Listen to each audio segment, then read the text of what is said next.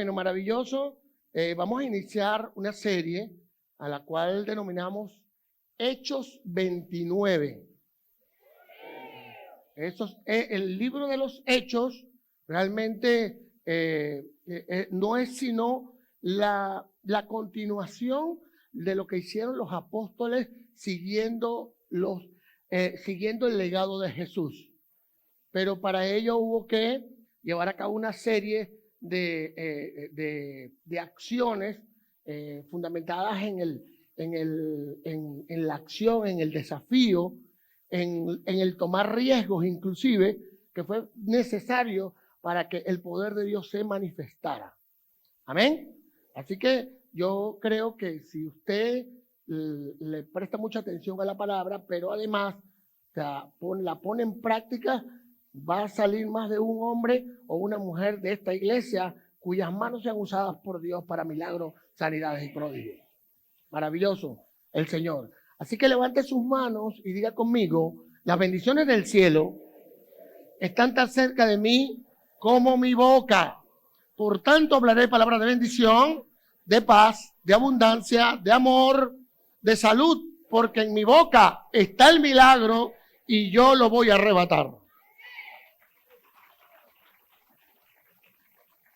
¿Cuántos conocen el libro de los Hechos? ¿Quiénes los han leído? En los Hechos de los Apóstoles, de hecho se llama. Anteriormente, en ese libro, era como el segundo libro, como decir Lucas 2.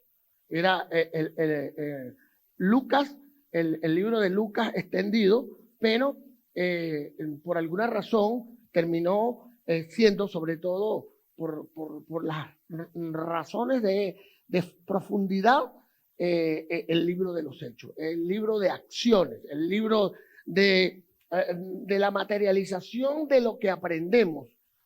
Si algo hemos querido explicar y lo insistiremos, es que una cosa es que nosotros tengamos una fe religiosa muy parecida a la fe católica o a la fe judía, que es una fe de templo, una fe de modos, de actividades, de alguna manera rayan en creer que hay una divinidad, que hay una deidad, pero no necesariamente creer que la manifestación de su poder se puede dar en esos tiempos como en aquellos.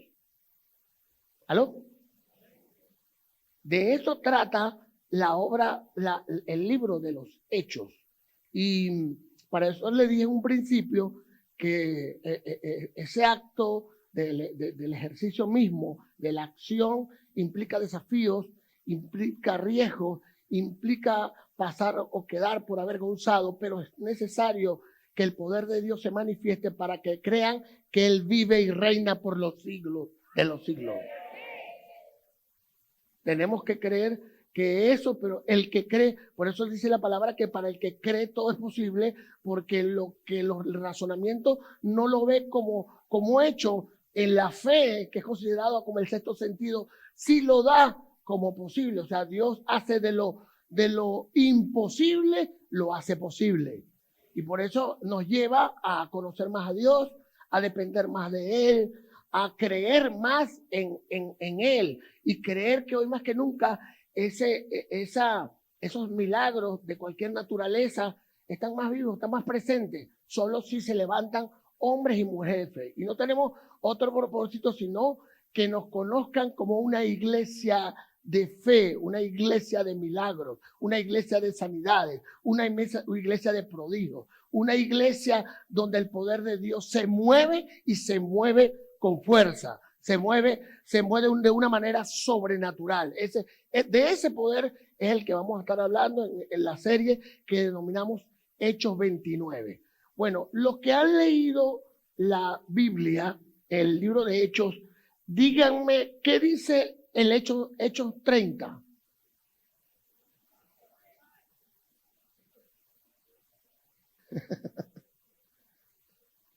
Ok. Colocamos a serie Hechos 29 porque el último capítulo del libro de Hechos termina en 28. Pero 29 va a ser la historia nuestra, la de los milagros, sanidades y prodigios usado por cada uno de nosotros.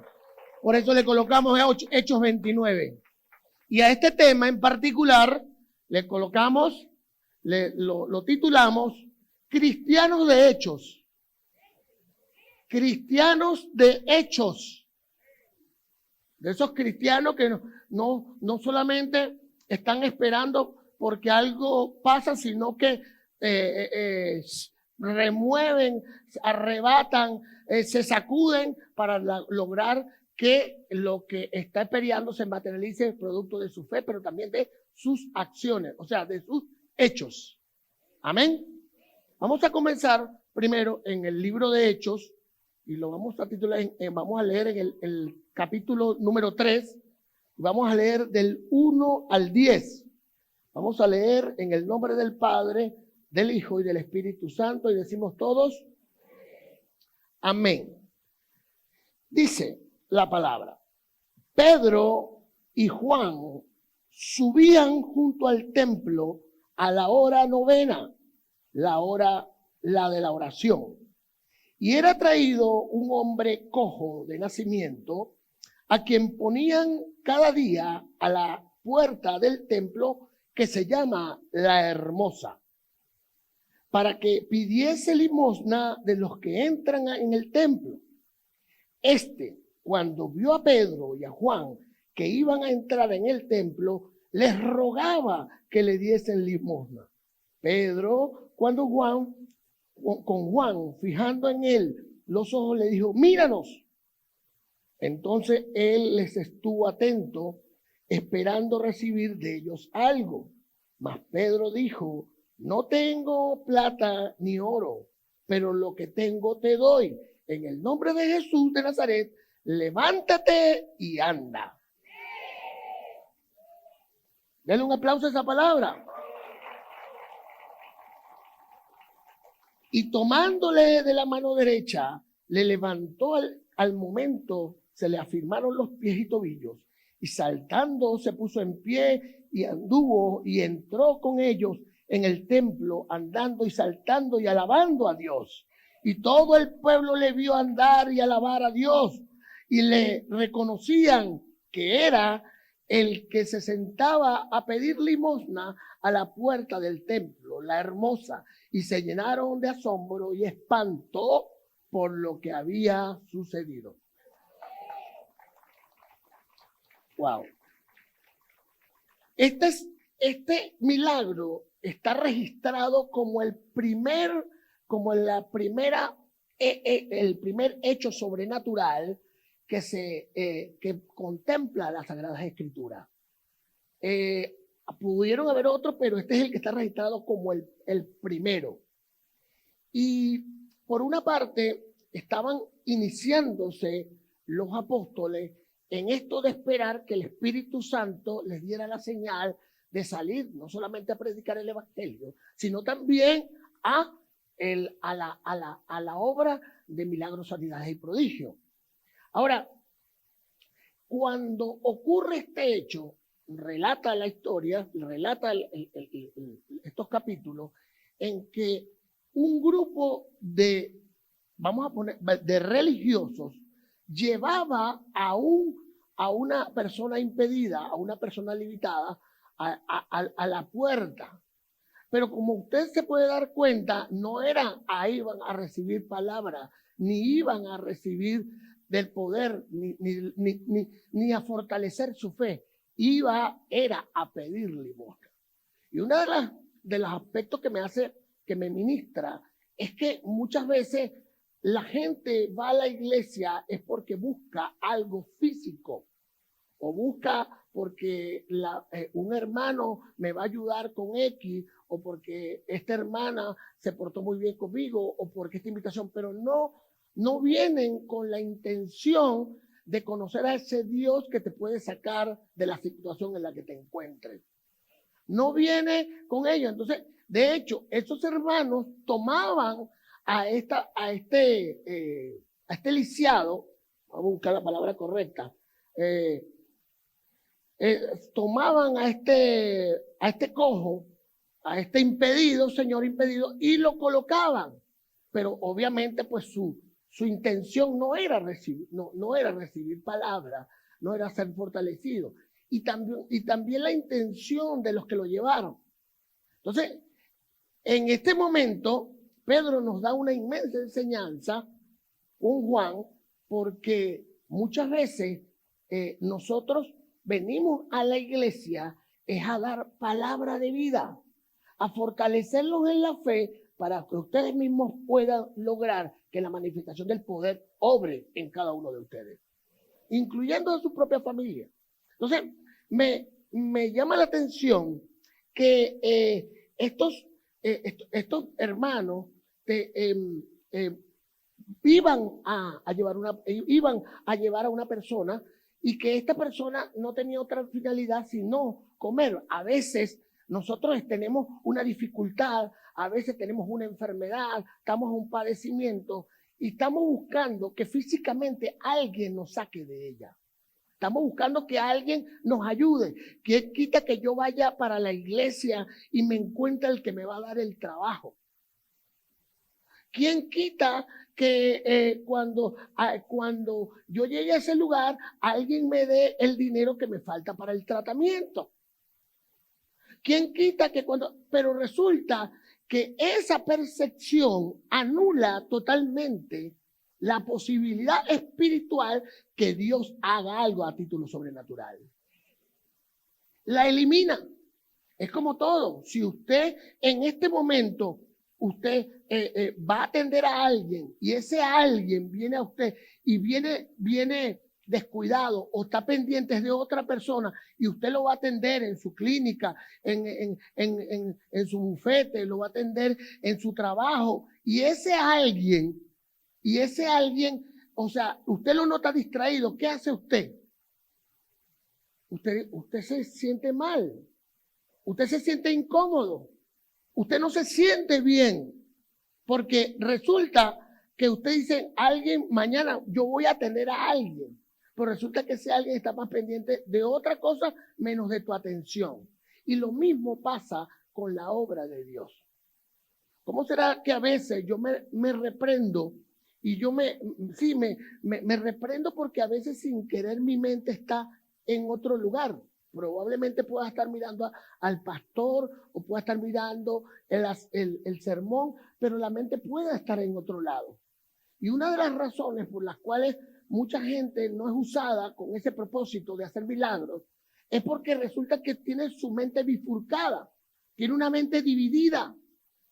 Y Dios quiere que tú le des absolutamente toda su atención.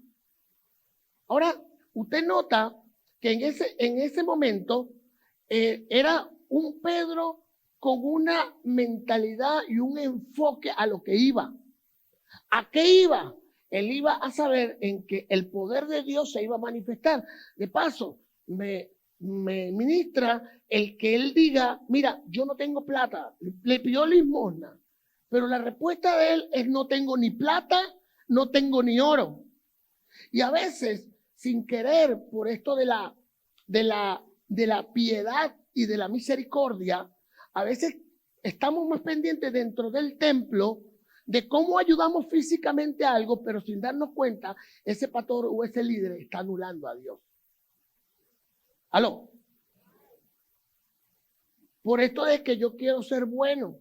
Por esto, y hace unos días les comenté que paralizamos el servicio de Extiende tu Mano, la actividad de Extiende tu Mano, ya la vamos a retomar pronto, pero queremos que nuestros pastores, nuestros líderes, vayan con la mentalidad de saber que Dios lo puede utilizar para que algo sobrenatural acontezca en las calles.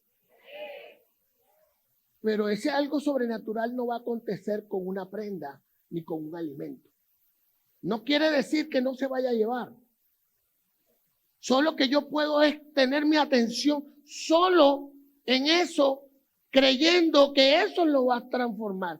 El único que puede transformar tu corazón, el único que puede transformar mi corazón es el Espíritu Santo. No hay otro. No hay otro. Yo puedo darte una palabra. Esa palabra tú la puedes razonar y al cabo de un tiempo se deshace. Pero si la palabra lleva poder, esa entra en tu corazón y aún cuando tú no quieras que esa palabra te transforme, ella aún así te transformará. Porque eso va a depender del único que puede transformar los corazones. El único que transforma corazones se llama Cristo Jesús. Ahora, me llama poderosamente la atención porque en esos tiempos ese grupo de apóstoles estaban muy nerviosos. Ellos estaban viendo que iban porque sabían que había un poder que podía, a los que ellos podían ser como una especie de medio o de transporte. No era que yo para quedar bien ante la gente, para que me digan, wow, qué almao. Y les digo algo, y les digo a los pastores, que cada vez que trato de ministrar una palabra, de profetizar o de imponer manos, les digo, no pretendo en ningún momento quedar bien. Yo creo que nada más el acto de sentirme bien ya de alguna manera ofende a Dios. No lo ofenderá, pero no lo hace sentir que Él me puede usar a mí. Yo soy medio, yo soy instrumento. Eso me da a mí una tranquilidad de saber que si una persona no se sana, o es porque no hay suficiente fe de parte de la persona, o es porque Dios no quiere que todavía sea el tiempo. Probablemente quiera formar en él un carácter en Cristo que al cabo de un tiempo, sin darse cuenta, la persona ya ha sido librada de ese mal. Por eso que es importante creer que nuestra iglesia, casa de oración, se llene de unos niveles de fe, de creer que no sabemos en qué situación te encuentras, cómo está el nivel de la enfermedad, si es terminal o si estás en una situación judicial muy delicada o si tú estás próximo a botarte del trabajo. Pero si tú tienes fe y si sabes que estás haciendo lo correcto, tú sabes que es cuestión de tiempo para que el Señor dé la batalla por ti, para que el Señor pelee la batalla por ti. Y a veces inclusive somos objetos, sí, de continuar en esa enfermedad o a ese empleado lo terminan votando. Pero es una persona con fe, dice, me votaron, algo tengo que aprender porque algo mejor viene. De todas formas, la fe va a jugar un papel determinante en el futuro del cristiano. La fe va a jugar un papel determinante porque hasta lo malo le aprovecha. Hasta lo difícil se le hace fácil. Por eso es que no optamos en creer que una persona, un cristiano no pueda tener problemas. Los problemas son parte del crecimiento de un cristiano. Pero necesitamos ejercer niveles de fe para creer en una intervención divina. Para creer que el poder de Dios se puede manifestar. Ahora bien, y para todos aquellos que están dispuestos a poner esa fe por obra, a accionar, no se necesita un nivel de una estatura en conocimiento ni sabiduría humana. Se necesita es creer y poner esa fe por obra. Yo sé que más de uno se va a levantar un grupo de cristianos, de hermanos, de líderes, de pastores que van a poner, se van a desafiar a echar adelante y a declarar como hecho lo que está sucediendo. O declarar como hecho lo que no ha sucedido.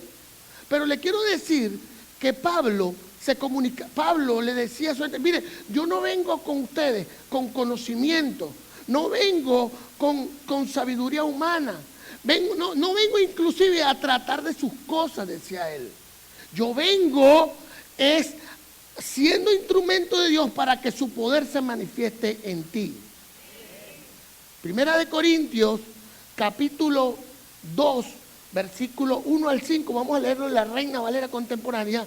Dice, así que hermanos, cuando fui a ustedes para anunciarles el testimonio de Dios, no lo hice con palabras elocuentes ni sabias.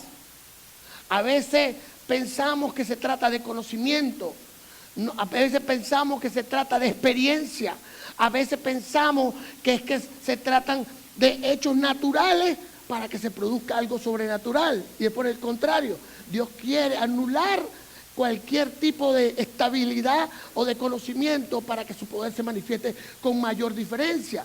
Entonces dice, no lo hice con palabras elocuentes ni sabias. Siguiente, más bien, al estar entre ustedes, me propuse no saber de ninguna otra cosa. O sea, él no se quiso enterar de nada. A veces nosotros, el pastor, el líder, el creyente, quiere ir al detalle. O sea, quiere ser psicólogo, quiere entretener, quiere ayudar. O sea, y hay que ayudar. Solo que cuando se trata de apelar al poder, hay que quedar solo con un corazón listo y dispuesto para que Él se derrame a su manera. Más bien, al estar entre ustedes, me propuse no saber de ninguna otra cosa, sino de Jesucristo y de este crucificado. Estuve entre ustedes con tanta debilidad que temblaba yo de miedo. Imagínense cómo iba Pablo. Pablo no se veía tanto en lo que tenía, ni en sus capacidades, ni en sus cualidades.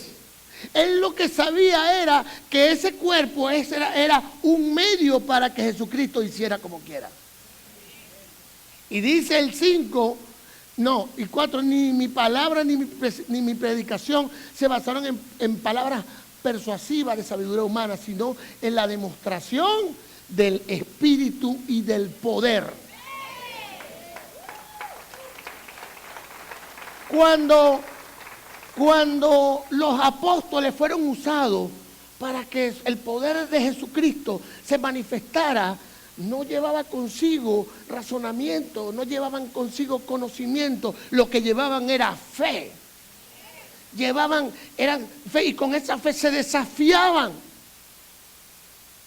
Con esa fe creían que podían hacer cosas sobrenaturales. Voy a repetir el 4, ni mi palabra ni mi predicación se basaron en palabras persuasivas de sabiduría humana.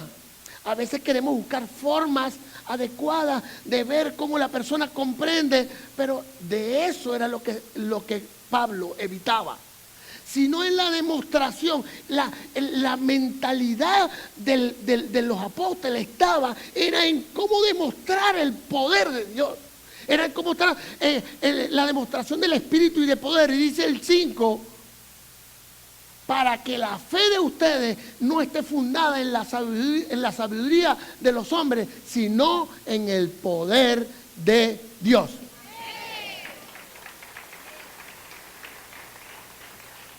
Hoy te puedo decir algo, hermano.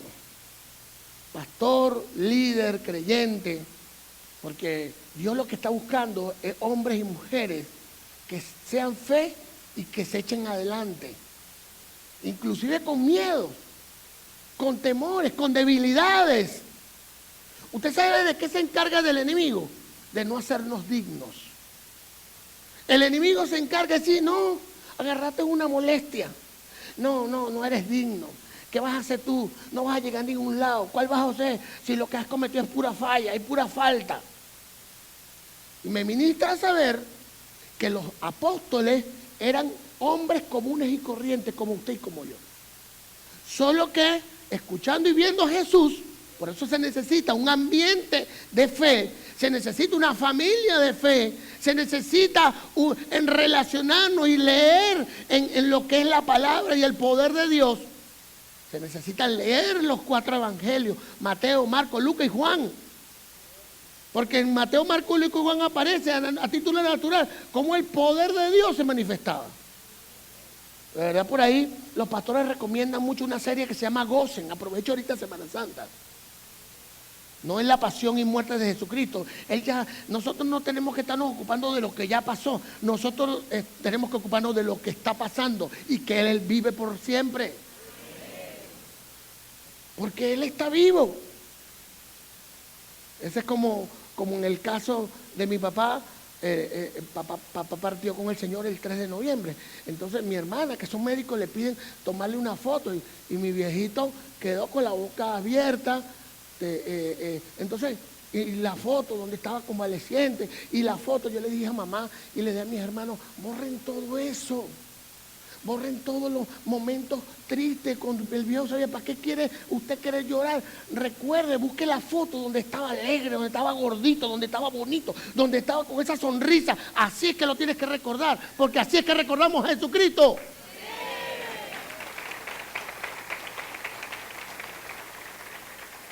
¿Qué hacen otras religiones? La pasión y muerte, y vemos con todas las vísceras afuera ¿cómo se llama esto? Las caderas, las costillas y tal. ¿Por qué tenemos que verlo así? Si Él luego resucitó al tercer día, lo dice. Y una vez Él se le apareció a todos, dice que se le apareció a muchedumbre y dijo, vayan por todo el mundo y en mi nombre, oyen serpientes, echen fuera demonios y sanen enfermos, y yo estaré con ustedes todos los días hasta el fin del mundo.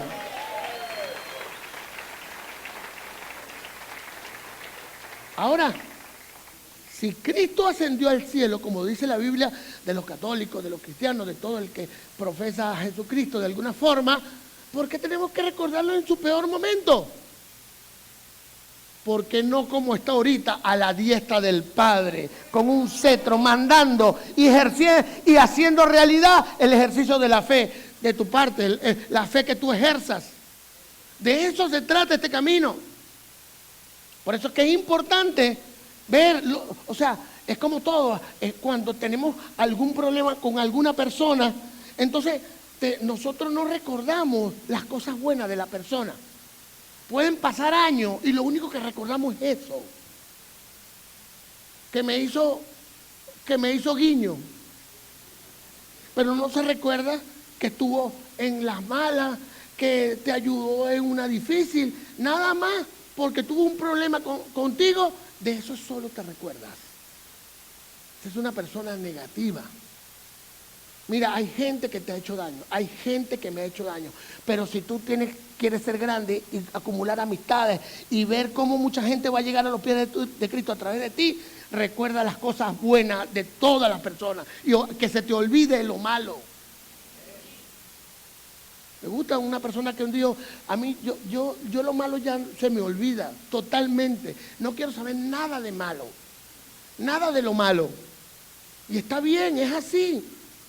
Hay gente, la amargura viene por solo estar dándole rienda suelta al pensamiento de lo malo. El odio, el rencor. Mire, hay gente que se ha llenado tanto, por eso no se sienta mal cuando a alguien le salga de una. Porque ya la persona tiene un hábito. No se sienta vinculado usted con eso. Cuando alguien dice, ¿qué te pasa? No es para ti, es su naturaleza. La persona ya automáticamente se ha hecho una amargot.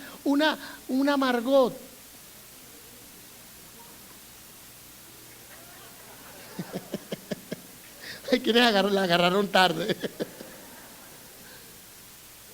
Que te conozcan porque eres alegre, que te conozcan porque se te olvida lo malo con facilidad, que te conozcan porque siempre estás aportando, porque eres un ofertante, aun y cuando estés viviendo momentos difíciles, que te conozca porque saben que hay un Cristo que habita en ti.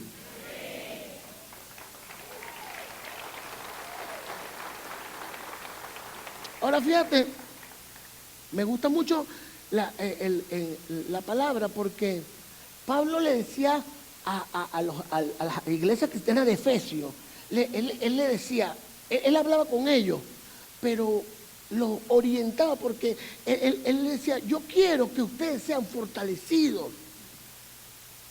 Y esto lo he venido conversando últimamente, donde no hay que estar tanto pendiente, si usted me puede aceptar un consejo, no estar pendiente tanto de lo que quiere que venga a tu vida.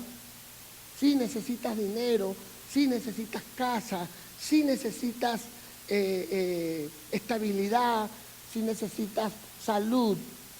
Pero si tú ocupas más tiempo en ver cómo está tu yo interno, en tu fortalecimiento, una vez que tú consolides esto, lo de afuera ya es tuyo.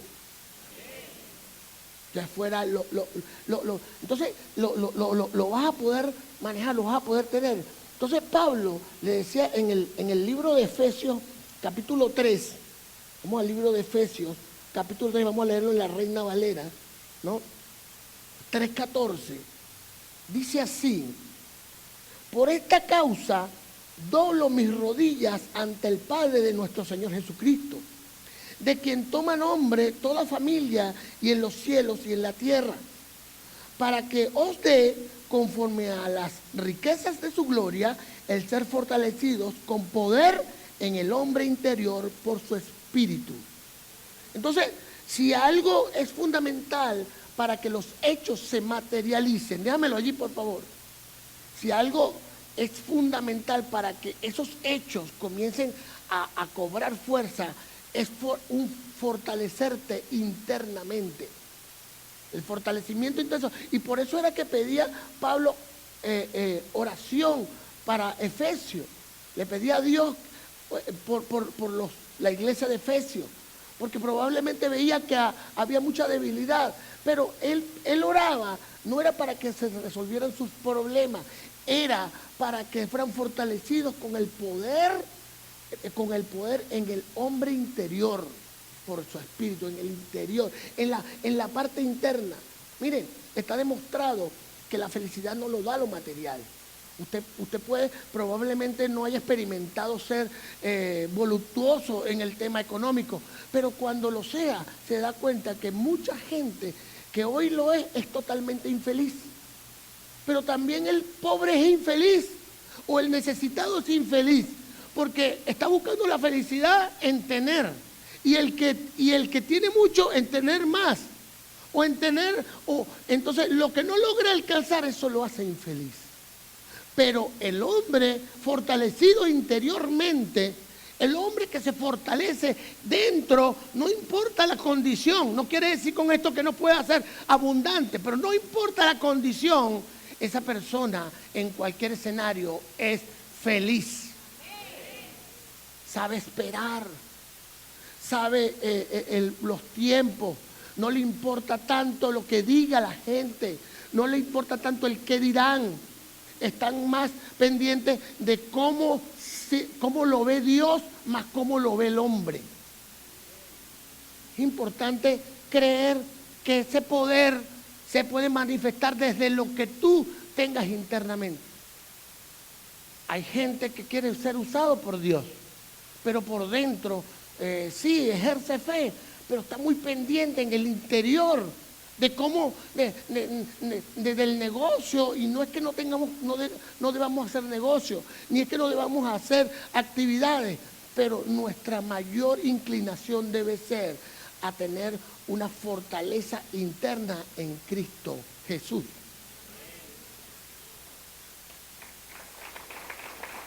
Con esa fortaleza tú eres más que vencedor. Con esa fortaleza tú sabes esperar tu tiempo. Con esa fortaleza interna tú puedes pararte y decirle a la persona: no, mira, ¿sabe qué? Dios me dijo que en los próximos días algo grande viene a tu vida. Yo digo que hay mucha gente que Dios le habla, pero sus miedos, sus temores y sus conflictos le hacen como una especie de paño o de velo que no le permite poder identificar entre la voz de Dios y la voz del hombre o la voz del mundo. Cuando Dios habla, yo prefiero equivocarme hablando que no hacer nada, que equivocarme no haciendo nada. Porque sé que si ahorita a medio no tan nítido yo puedo escuchar la voz de Dios, continúo en ese ejercicio de fe, creyendo y accionando, más temprano que tarde sí voy a encontrar la nitidez de la voz de Dios en mi interior. Así que yo creo que es importante que entendamos que el pueblo de Dios hoy más que nunca, en tiempos de convulsión, de crisis, de situaciones. Ayer estábamos viendo una noticia donde habían 1.200, 1.500 venezolanos empujando para poder pasar a Estados Unidos. De verdad que es triste, es lamentable todo esto que estamos viviendo, esta situación tan fuerte, y muchos de ellos son nuestra propia familia. Pero probablemente esté aconteciendo porque Dios nos quiere estremecer. Hay gente que busca el malestar, ¿para qué? Para buscar otros horizontes u otros nortes. Pero los cristianos buscamos para fortalecernos en el espíritu y para poder escuchar qué es lo que Dios quiere que nosotros hagamos. ¿Qué quiere Dios que hagamos? ¿Cómo lo hagamos? Porque dice la palabra, para los que aman a Dios, todo es posible. Quiero terminar con un pasaje del libro de Hechos, está en el capítulo 4, donde los apóstoles comenzaron a ejercer esa fe, a accionar con sus temores y sus miedos, y sanaron a un paralítico. Pedro, especialmente al frente, sanó a ese paralítico, y ellos, bueno, se revolucionó el pueblo, porque cuando hay señales, cuando los milagros, sanidades y prodigios se suceden, por lo general, la gente, wow, quiere saber qué está sucediendo, quiere conocer de ese poder sobrenatural. El pueblo cristiano ha crecido, es por la manifestación del poder de Dios en los que creen. Por eso es que ha crecido el pueblo de Dios. Estos sanaron un paralítico, una cantidad, dice la palabra, que como 5.000 personas estaban escuchando la palabra de Dios, porque sabían combinar palabra de poder, pero con señales. Sabían hacer realmente la obra, la ponían como hecho.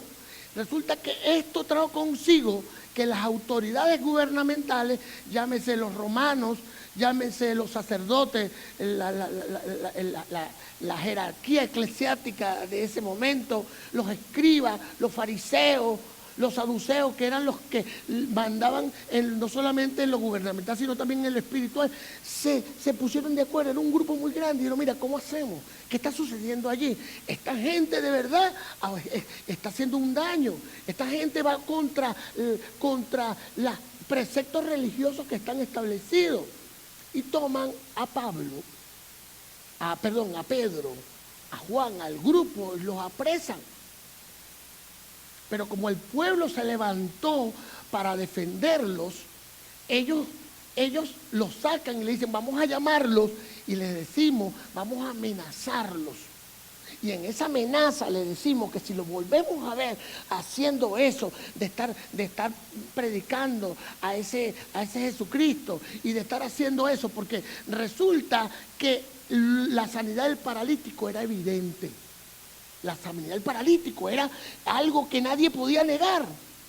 Pero aún así, porque el enemigo se trata de anular inclusive las obras de Dios, el que hace la obra de Dios. Entonces llega Pedro y lo llaman y él les dice, miren, yo les voy a decir algo. Ustedes me perdonan, pero lo que Dios ha hecho, eso no lo podemos anular. Si ustedes quieren, síganme, déjenme en la cárcel, busquen manera, pero yo tengo que predicar a Jesucristo vivo. Yo tengo que seguir haciendo la obra. Yo tengo que hacer que ella se expanda. Yo no lo vamos a aceptar, porque si tú, entonces comenzaron a amenazar. Pero mira, me llama la atención en el versículo 29 del capítulo 4, porque dice así, vamos a leer lo textual. Dice así, cuando él está orando para pedirle pedirle a Dios que le dé fortaleza, mira lo que dice. Ahora, Señor, escucha sus amenazas, o sea, escucha la amenaza de este grupo de gente que va contra la obra de Dios. Y ayúdanos a nosotros, que somos tus siervos, a anunciar tu mensaje con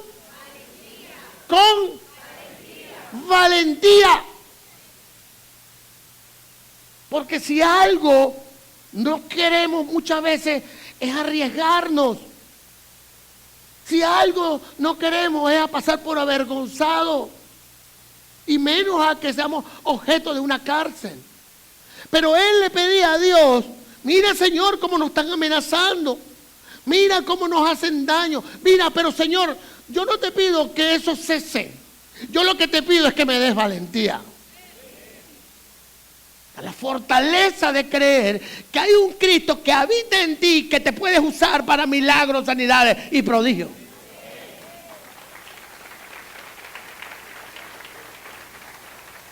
Dice el 30, al mismo tiempo, dice, extiende tu mano al necesitado, que es la cañamero, para sanar a los enfermos y realizar señales milagrosas por el poder de tu santo siervo Jesús. Mira, para lo que se utiliza, extiende tu mano. Al mismo tiempo, déjalo en el 30. Extiende tu mano para sanar a los enfermos y realizar señales milagrosas por el poder de tu santo siervo Jesús. Y mira lo que pasó. 31. Dice, cuando los creyentes terminaron de orar, el lugar donde estaban reunidos tembló. Fueron llenos todos del Espíritu Santo y siguieron anunciando valientemente el mensaje de Dios.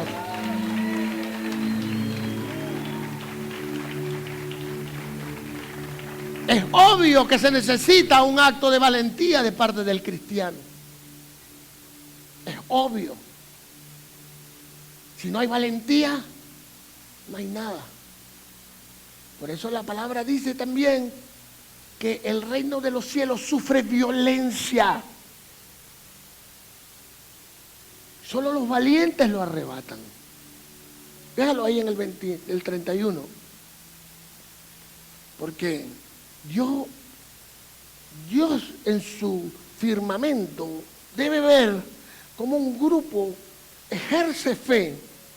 Dice, wow, mira cómo tiene toda esta gente alrededor. Mira cómo están solitos allí. Mira cómo no les importa ir presos. Mira cómo los amenazan. ¡Wow! Yo no tengo de otra. Yo tengo que hacer que mi poder se manifieste en ese lugar.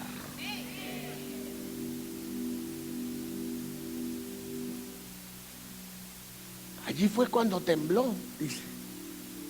Empezó a temblar, la presencia de Dios comenzó a fluir, se comenzó a sentir. Fue en ese momento donde el Espíritu Santo les confirma a ellos la obra redentora, la obra con poder, creer sin razonamiento. Porque para ejercer fe hay que anular los 5 sentidos. Dios, Jesucristo, en su estadía, en sus 3 años, se encargó de hacer cosas, voy a utilizar un término, cosas locas, como escupir y ponerle con saliva y barro en los ojos sanos. Anda, lávate en el estanque, levántate, porque hoy queremos es que nuestra iglesia adopte un nivel mayor de fe que el que ahora tiene, que podamos darle un alto en nuestra mente al mundo. Por eso traje en Primera de Corintios, en el primer libro de Corintios 2, hablaba del fortalecimiento interno, porque es cierto que el enemigo ya no es ni siquiera físico. Sal ahorita a predicar el evangelio a una calle, a tu casa. Sal a predicar, no vas a encontrar oposición. el enemigo se encargó de tomar nuestras mentes. Por eso que me van a escuchar de continuo predicando mucho sobre el fortalecimiento interno. Porque que tú quieras fortalecerte interno ya implica una lucha para poder desalojar el pensamiento que coloca el enemigo en tu mente. Ya que tú quieras en estos momentos ejercer fe, vas a tener que decirle anulo el razonamiento. Vas a tener que anular con pensamientos como que fuiste muy pecador y eres indigno. Vas a tener que anular pensamientos como, pero ¿quién soy yo? ¿Para que Dios me use a mí? ¿Para qué? Pero todo aquel que se esfuerce por creer que hay un poder que reside en los que creen y que es mayor inclusive que en los tiempos bíblicos, ese no solamente va a ver la gloria, sino que va a haber una distancia muy grande en que el evangelio crezca y se ensanche. Por eso Dios anda buscando hombres y mujeres que crean y que practiquen lo que creen. Hay gente con diagnóstico médico que le hacen caso al médico. Están más pendientes del tratamiento de lo que Dios los pueda librar. Y no es que es que una persona con una fe férrea puede decir alto, yo no acepto esta enfermedad, yo le voy a creer a Jesucristo, yo voy a levantar mis niveles de fe y ahora voy a ponerla por obra, porque sé que no solamente voy a ser sano, sino que muchos otros lo van a hacer a través de mí. Dios me va a usar como instrumento. No vas a ser tú, no voy a ser yo, vas a ser Él en ti o en mí.